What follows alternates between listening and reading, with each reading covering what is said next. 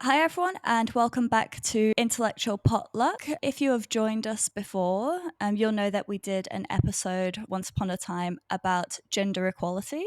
And we wanted to do a bit of a follow up to look at empowering women and all of the different ways that, women can empower themselves and we can empower each other. So I've brought in a bit of an expert, Urmi. Hi. Did you want to give us a bit of background about yourself? Yes, of course, and it is my pleasure to be here with you today. I am Urmi, based in Montreal, Canada. I work in the financial sector and I am a woman who wears many hats. I do have a blog, a YouTube channel. I self publish a book. I'm a big advocate of women's empowerment. I am indeed part of an organization called Women in Leadership, which is based in Canada. And I am the social media lead of this organization. And I also mentor a lot of young women in my free time. Awesome. Yes, you've definitely got everything that we're looking for. So you'll have loads of things that I'm sure you want to chat about. So yeah, let's just jump right into it. So in the first episode that we did, we talked a lot about, the gender pay gap and different challenges that women face. Yeah, I suppose let's start with what got you empowering women and the organization that you're involved in. Yeah, I am doing what I'm doing, especially everything related to women's empowerment, because it's something that came from my own personal experiences. I've seen as I was growing up a lot of double standards around me, and I was never okay with that because we grew up learning that as women we cannot do a lot of things, and that everything that we do it's something that men can do, or maybe we need a male person to do it for us. And I've seen a lot of this, especially when I went vacation to Bangladesh, which is where my parents are from. And I went a couple of times to Bangladesh, and every time I would go there, I would see how women were treated. We are often seen as a financial burden. A lot of people don't invest into our education, they don't invest in ourselves, and it often happens that girls at a very young age, because they are such a burden for families, they are giving away to marriages, even at 14, 15 years old. And that's because, if you don't have enough money, it's much easier to basically give away their daughters away. And so because of this, I basically decided that I want to change that. I want to change this whole concept about double standards, women not seen as an investment. And so that's why I joined all these organizations, and this is also why I'm part of Women in Leadership. Yeah, no, that's amazing. And yeah, it's so hard. There are so many different standards across the world as well. Like, yeah, you find that it changes so much from country to country. And I would imagine like Australia and Canada are probably very similar in the ways in which they treat women. But then you go to other countries, maybe in Asia or, sometimes countries in Europe, and it can be so different. Like, yeah, culture plays such a big part in that, and how people are brought up, it colors how we treat everyone. Yeah, and I was just telling this to another person today. Like, it's true in Asia, like things are seen differently, but even in Canada and probably in Australia, we have the same issue of inequality. It's just it's a different form of it. And you already mentioned at the beginning the gender pay gap. Like that's a form of inequality. Like women are not paid the same as men. And I actually read a very good book about this whole concept of inequality and gender pay gap, which is called Invisible Woman.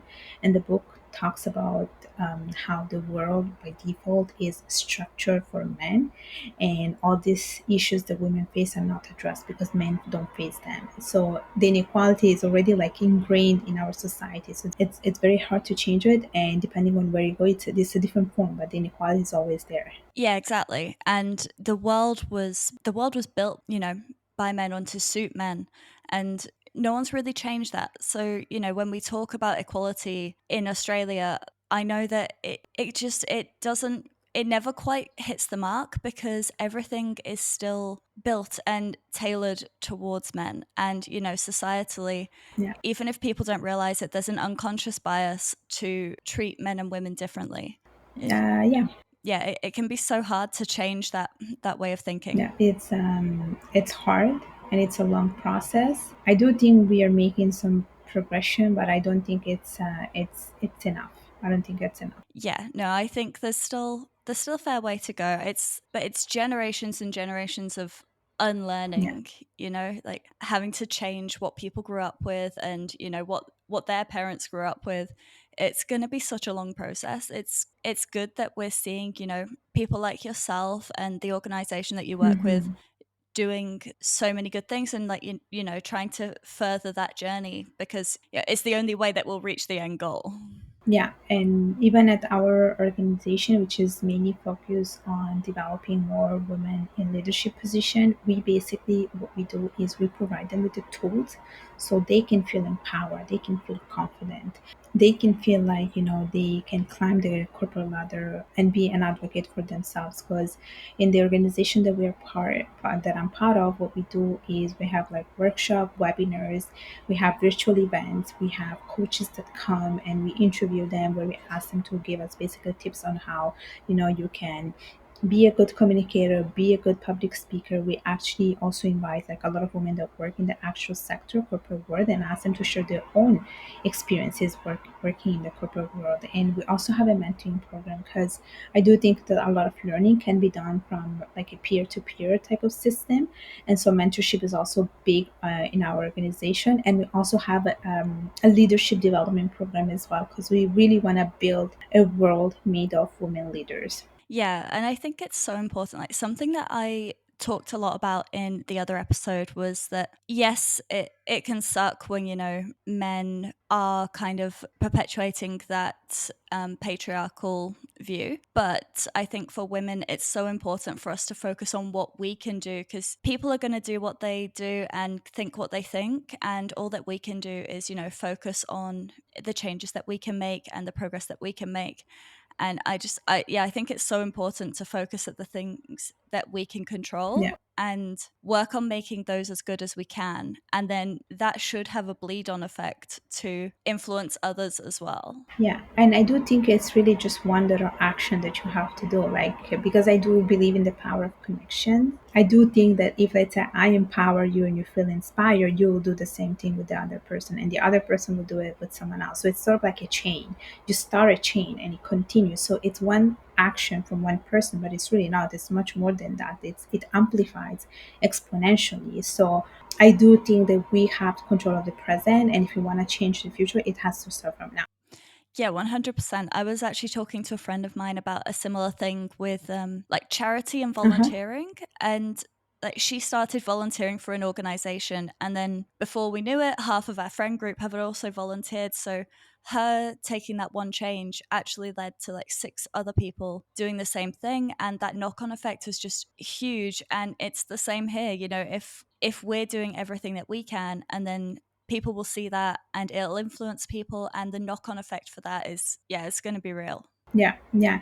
There was a quotation also from Mother Teresa where she says, I can't remember what she said. You don't need to feed the whole population or something like that. You just have to feed one. No, it wasn't feed. It was something else, but I don't remember exactly what it said. But she basically, what she was trying to say is that you just have to make a change in one person, and then the rest will happen automatically. So it's basically what you said. There is a knock-on effect when you think you're just changing someone's life, but you're actually changing the whole community's life by just one simple action. Yeah, I love thinking like that, because it can seem so daunting Yeah. to think there's this huge societal change that we have to make, but when you break it down into much smaller things, it's so much more doable, and you can just focus on those things and it'll build into something much bigger without almost even realizing it.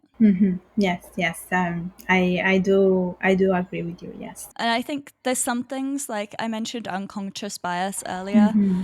Those things are the things that will take time. But once you start making those changes, people realize their conscious biases, and they'll start almost questioning themselves. They'll take certain actions and be like, oh, why am I doing that? Maybe I should do this instead. And yeah, like you say, it's the knock on effect. And Yeah. yeah, it comes down to everyday people all making the small changes and knowing that their small change makes a difference. Yeah, and I think even like a conversation can make a huge difference. Like maybe unconsciously you are saying something through a conversation, but that could spark something in someone. Like you never know. Yeah, well, I'm guessing it's the same over where you are, but I've found that like the news and social media at the moment are absolutely flooded with Simone Biles, and she's everywhere. She seems to be the face of the Olympics and creating so much influence. And like the Olympics hasn't even started yet, but she's already inspiring so many people. And my partner was saying to me the other day, he thinks it's the first time that, a woman has been, the face of the Olympics. Before that, it's always been like a man that everyone is so excited to see, but now it seems to be her, which is really cool. Like it's already that change, and people don't even realize that it's a big shift, but Hmm. it is, and it's huge. So I have not, and I don't know if it's because of my algorithm, but nothing showed up to on my news feed. But one thing I can tell you for sure is that I noticed it when, like it's a woman's face representing something. Like it's probably like something that I do pay attention to a lot of the times, but I notice it a lot. Like I do notice it. So if you notice it, it's probably because it was not done in the past, and it's a good thing that it's being done right now. Because like some of the things I realize, for instance, like one of the things I do usually is that whenever let's say I'm applying for a job or something, I always look for like the people who work there, and I'm always looking for women. And so when I see right away that women are not part of the management team, women are not the face of the company, it's already like it's a signal. And the same thing goes even like when I'm, let's say, visiting website, I'm always looking for that diversity. Like now I pay attention to this even more than before. Like I'm looking for women of color, I'm looking for women who wear the hijab, I'm looking for women in different sizes, because I think representation matters. Like we cannot live in this perfect world where it's just run by men and there is no woman, and there's no woman of color or women of different sizes, because we have to face the reality. Like the world is different and we look for this diversity. So I think like companies or even organization, even in the Olympics, like if you're not promoting that, you're just doing harm to your image and your brand than anything else. So it's important to have that diversity. Yeah, it's so true. And so in my day job, I work in like websites and social media and stuff, and that's something that I always really try and do. I try and make sure that there's, an equal spread of all different kinds of people. But it's amazing how often that's not the Yeah. case. And you'll click on websites and all you'll see is like white men.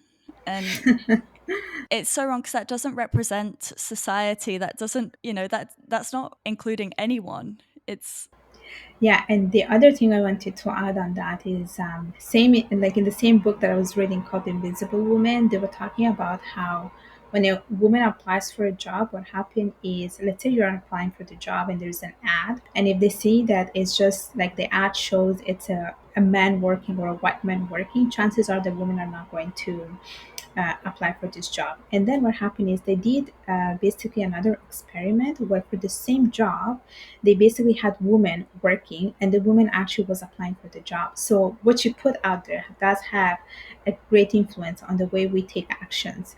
So like a lot of the times what happen is a lot of companies complain that they don't have enough women working for them, and it's probably because the way they're promoting the job is not representing the women who want to apply. So it happened to me as well. Like I applied for several jobs and all I could see was a lot of white men working, and of course I don't feel like applying. Of course they don't have a lot of women applying because we want to feel represented. So what you put out there through your ad campaign, whatever, does have a huge impact.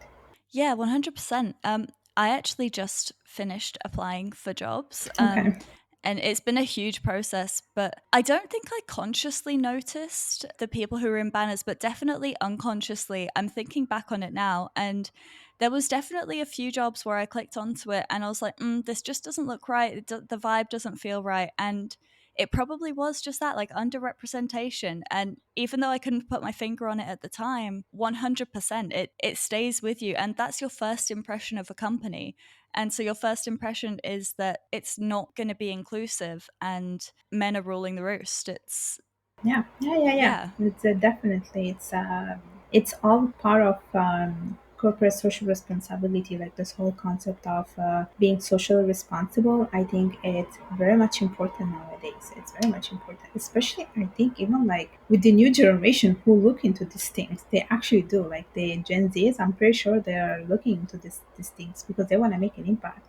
Yeah, I'm so excited for, the younger generations coming through because there's so many, big societal changes that I feel have like just shifted. And I don't know, maybe I spend way too much time on social media, so maybe I'm exposed to it more than the average person. But I do think that with these new generations coming through, there's going to be a bit more awareness and a bit more of looking at all these different things because they've been exposed to so much of it through social media, and they're going to know to look for it because they're going to have seen a TikTok or something that has said, "Oh, have you ever noticed that women are never represented on these company websites?" And so then they'll go onto that website and they'll see it. And yeah, there's so much more exposure now to that information. I think there's going to be a greater awareness in the generations coming through, which will be really exciting.